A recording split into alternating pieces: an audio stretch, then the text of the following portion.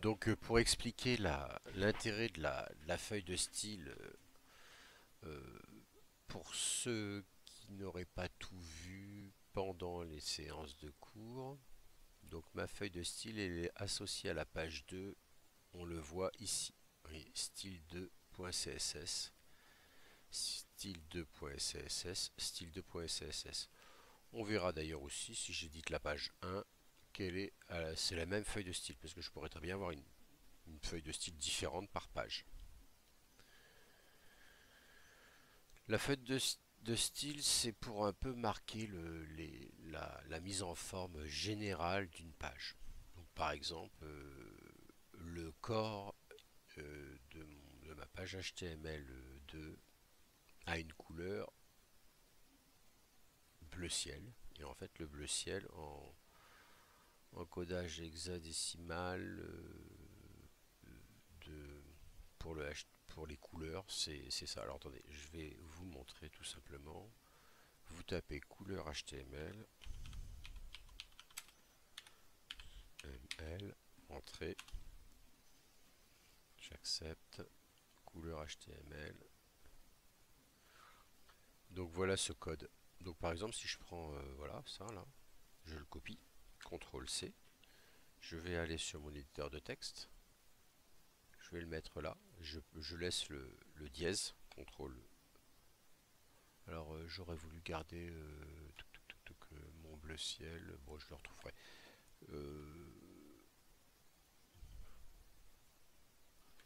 CTRL C,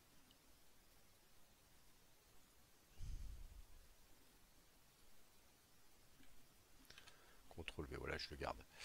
Euh, donc si je reviens sur voilà ça, CTRL C, CTRL V, j'enregistre, je vais voir ma page 2, j'actualise, voilà, tout simplement, que c'est pas compliqué.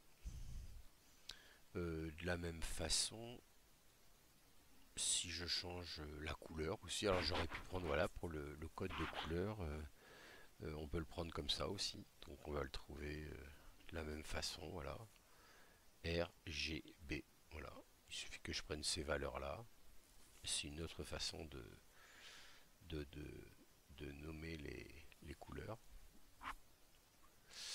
Ensuite, vous avez aussi, voilà, pour les paragraphes, la taille du texte, etc., les interlignes. Vous avez aussi pour les images, par exemple les images qui sont en bas, elles ont été données avec une taille automatique, mais on peut aussi les modifier. Je sais pas, je mettrais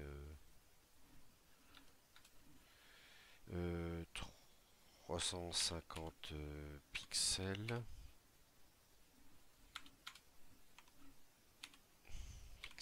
Et là 400 pixels. J'enregistre, j'actualise. Oui, alors évidemment j'ai changé la forme des images parce que je leur ai donné une taille. Donc après on verra qu'on peut donner la taille qui est insérée dans les métadonnées de l'image et qui l'oblige à garder les bonnes proportions. Mais ça c'est quand on travaillera sur la photographie numérique. Donc voilà l'intérêt. Alors après vous pouvez jouer sur la couleur des liens. Vous avez là des informations. Les liens non visités ils seront en bleu, les liens visités en violet, les liens survolés en jaune. Donc ça peut être vu sur la page. Bah là il n'y a pas de lien, mais si j'ouvre la page 2, la page 1 par exemple, voilà, on va regarder, hop, là voilà, jaune, je survole, jaune. Là j'ai du violet derrière, c'est pas très joli, mais on le voit pas sur le rouge, mais normalement on a du bleu ciel. Donc je vais reprendre mon code couleur, CTRL C. Attention, faut pas que j'ai pris des espaces. vérifier.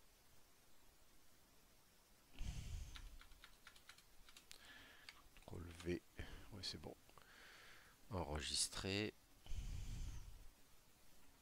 Voilà, je retrouve mon bleu là, et puis je vais retrouver aussi, si j'actualise, hein, toujours, hein, on pense à actualiser. Donc, toujours penser à actualiser les pages, et si ça ne marche pas, fermer l'onglet et le réouvrir à partir du fichier. Comme on pourra le voir sur une autre vidéo, ça arrive que l'actualisation ne se fasse pas tout de suite, on est obligé de fermer l'onglet et de le réouvrir par le clic droit ouvrir avec Firefox. Voilà, et puis de la même façon qu'on actualise, il faut penser à enregistrer quand on fait des modifications. Donc là par exemple je vais remettre auto.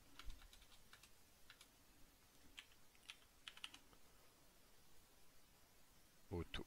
Donc là on peut dire que on a vu un peu l'intérêt. Voilà, le footer c'est tout ce qui se passe dans le pied de page. Il y a aussi des couleurs dans le pied de page. Donc après on pourrait rajouter des catégories, hein. Voilà, les titres de première et deuxième catégorie, ben, ils sont comme ça, normaux. Voilà. On pourrait alors, rajouter plein de choses.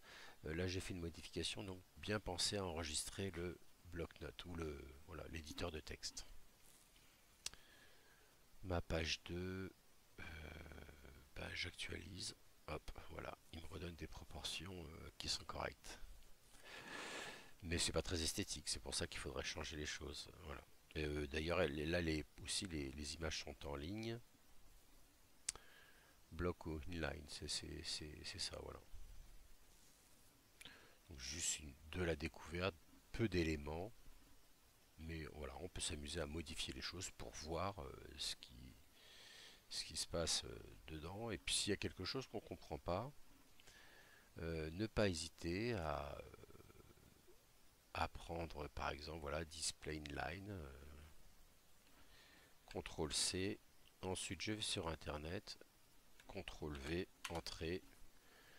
Vous prenez le développeur Mozilla, c'est très bien présenté. Voilà, et puis il va vous expliquer ce que c'est. Et là, bah, vous avez tout à l'infini. Donc voilà pour en fait, la page de style associée aux autres pages. De quelle manière?